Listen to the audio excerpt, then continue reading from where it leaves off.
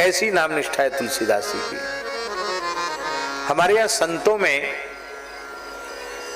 एक संख्या नाम की जो जप की संख्या होती है उसको नौका कहते हैं। क्या कहते हैं? नौका। क्या कहते हैं? नौका। तो साधुओं में कहावत है, कितनी नौका भर ली? बोले ये एक नौका इन्होंने भर दी, इन्होंने 2 नौका भर दी, नाम से इन्होंने 3 नौका भर दी। कितनी संख्या को नौका कहते वो थोड़ा जान लीजिए।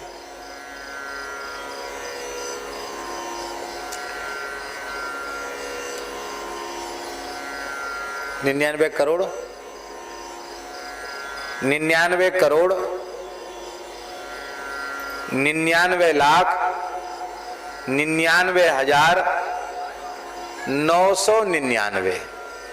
फिर से सुन लो, 99 करोड़ 99 लाख 99,999 की संख्या को एक नौका कहते हैं। ऐसे ऐसे नाम जापक इस देश में हुए जिन्होंने कई कई नौका भरी। और तुलसीदास जी ने राम नाम की 9 नौका भरी थी। कितनी?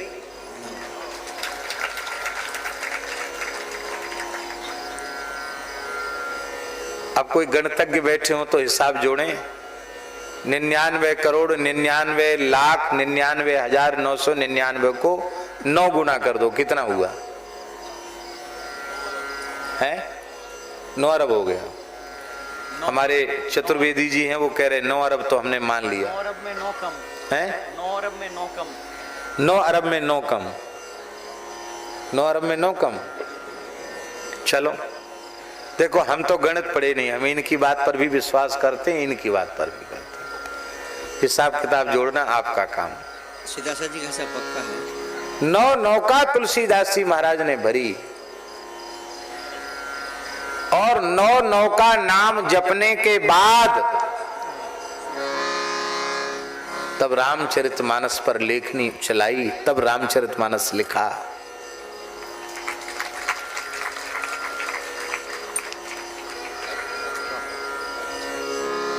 कब आविर्भाव है गोस्वामी जी का? 1554 विषय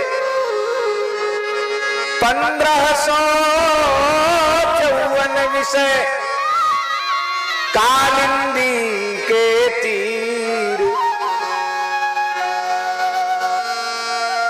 1554 विषय कालिंदी के तीर। श्रावण शुक्ला सप्तमी तुलसी धर्यो शरीर।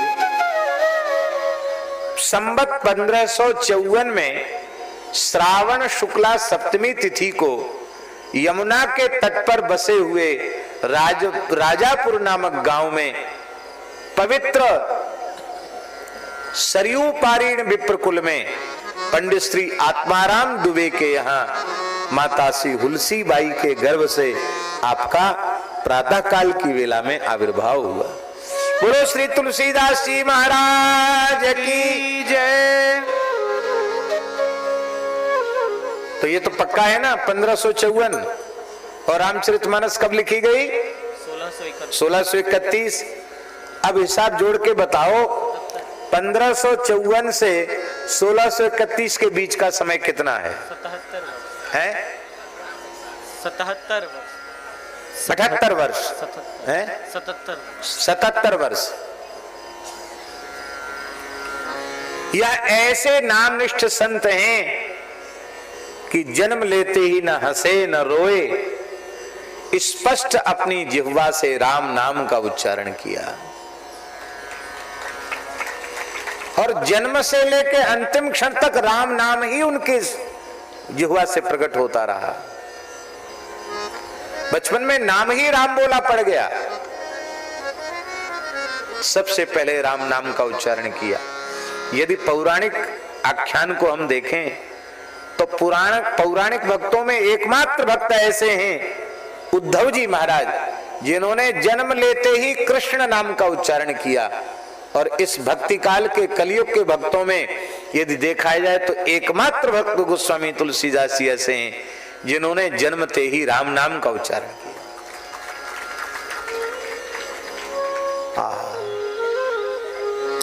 गोस्वामी जी ने स्वयं कहा भी है, बालपन सूधे मन राम सन मुख भयो। बालपन सूधे मन राम सन मुख भयो। राम नाम लेत मांगे खात टूक टाक।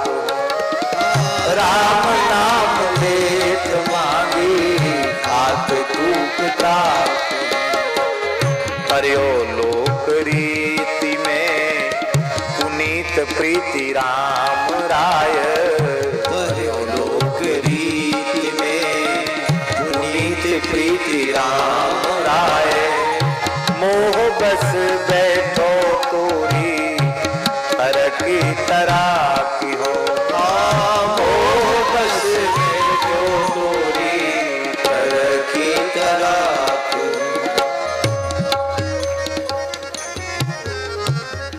बचपन से ही भजन किया। रामचरितमानस के प्रणयन के पूर्व, बहुत ध्यान से सुने, 6 अंगों के सहित षडंग वेद का आद्योपांत अध्ययन किया। संपूर्ण महाभारत अष्टादश पुराणों का मूल पारायण तुलसीदास जी महाराज ने किया। महाराज जी कहते थे, इसलिए संपूर्ण वेद, संपूर्ण वेदांग, महाभारत, वाल्मीकि रामायण और संपूर्ण अष्टादश पुराणों के सूत्र रामचरितमानस में प्राप्त होते हैं। गोस्वामी तुलसीदास जी की द्वादश ग्रंथावली में प्राप्त होते हैं। भले ही भाषा ग्रंथ है, लेकिन क्या पांडित्य है गोस्वामी जी का। आहा, इतना तो अध्ययन किया उन्होंने। संपूर्ण भारतवर्ष के तीर्थों की 3 पैदल परिक्रमाएं की और 9 नौका राम नाम की भरी। लगभग 9 अरब राम नाम आपने लिया। इसके बाद भगवान शिव की आज्ञा से रामचरितमानस लिखा। आप लोग कहेंगे इतनी संख्या में कोई नाम कैसे जप सकता है?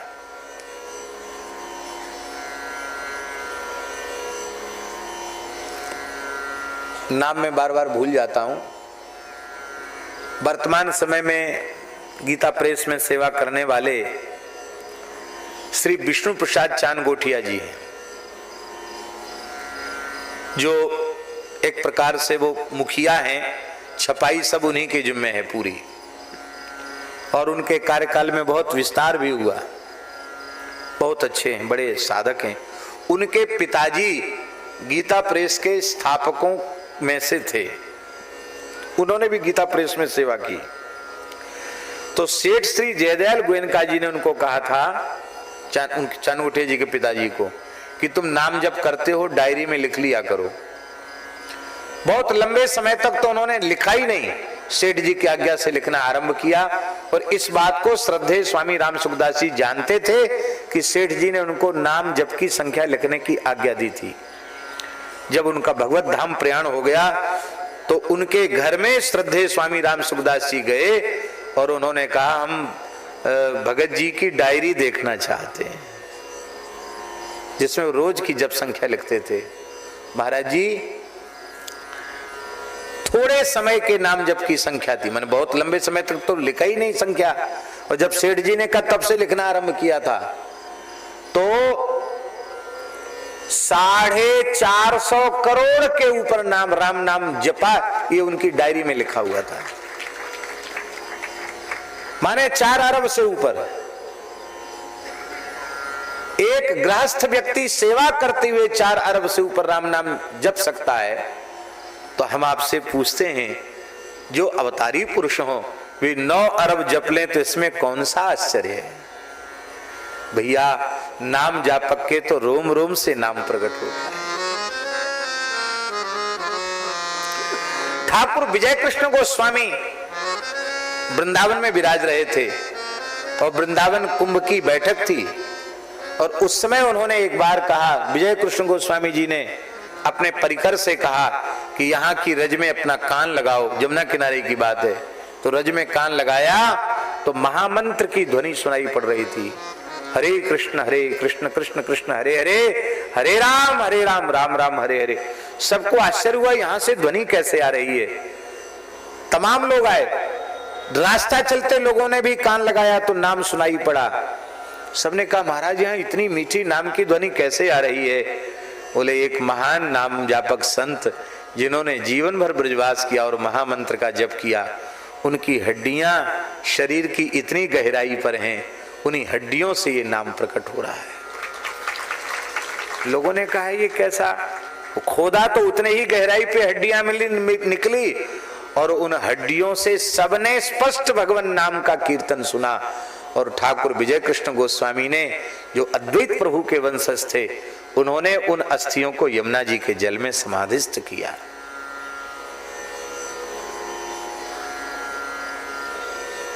भैया जो लोग भजन से विमुख है उनकी बात तो अलग ही है, और नहीं तो रोम रोम हर थोर से भाई, ररंकार धुनि हो ये सदाई। सच्चे जो संत होते हैं ना, देखने में लगता है कि चमड़ी है, हड्डी है, खून है, अमुक है, तमुक है। सच्चे संतों के शरीर में कोई धातु रह ही नहीं जाती है। नख से सिख तक केवल और केवल श्री राम नाम ही लबालब भरा रहता है, कुछ नहीं उनके जीवन में होता है। मलुकदास जी महाराज विराज रहे थे गंगा किनारे कड़ा में। एक ग्वालिन संतों की सेवा करती थी और उसका पति जो था वो बहुत दुष्ट था। वो बड़ा विरोध करता था कि निठल्ले बाबाजियों को तू दूध दही खिलाती है, ये काम धंधा तो कुछ करते नहीं और बढ़िया बढ़िया माल इनको चोरी करके खिला देती है, हम बेचेंगे तो 2 पैसा मिलेगा। वो विरोध करता था, कई बार पिटाई भी कर देता था। उसका एक ही लड़का था, वो भी 17-18 वर्ष का था। उसको सर्प ने डस लिया और बच्चा मर गया, लड़का मर गया। तो पति ने उसको पिटाई किया और लड़के की लाश के सहित लाश को रख दिया मलुकदास जी के दूना के सामने, और अपनी पत्नी से कह के चला गया कि देख ले, जिन बाबाजियों को दूध दही खिलाती है उनसे इस बच्चे को जिंदा करा, नहीं तो आज शाम को इस बच्चे के संस्कार के साथ तेरा भी जीवित संस्कार कर देंगे। कह के चला गया। वो ग्वालिन ने रोते हुए कहा कि भगवान मैं मार दी जाऊं, जला दी जाऊं, इसका मुझे कोई पश्चाताप नहीं, पर संतों की महिमा कलंकित हो रही है, आप संत महिमा बचाइए। तब श्री मलुकदास जी ने अपने धूने का चिमटा उखाड़ा और चिमटी से, चिमटा जानते हैं ना, चिपिया हमारे यहाँ साधुओं में कहते हैं, उस चिपिया से अपनी तर्जनी उंगली में स्पर्श कराया और ऐसे उंगली को दबाया तो एक दिव्य अमृत बिंदु प्रकट हुआ। और वो जैसे उस बालक की नासिका में गया, जैसे सोया हुआ पुरुष जग जाए, ऐसे वो बालक जीवित होकर उठकर बैठ गया।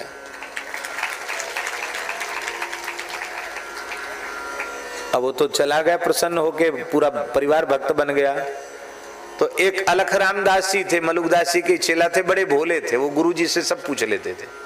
उन्होंने कहा गुरुजी ऐसी कैसी चीज आपके भीतर, ऐसे आपने दबाया हो, एक बूंद टपक गई और ये जीवित हो गया, ये आपके शरीर में से क्या निकला? तो श्री मलुकदास जी ने कहा बेटा अलख रामदास, अब इस चोले में राम नाम के अमृत के अलावा और कुछ नहीं है। जो कुछ तुम देखते हो ये नहीं है, न हड्डी है, न चमड़ी है, न मांस है, न रक्त है, न मज्जा है, न बसा है, न मेदा है, न शुक्र है, केवल और केवल राम नाम है।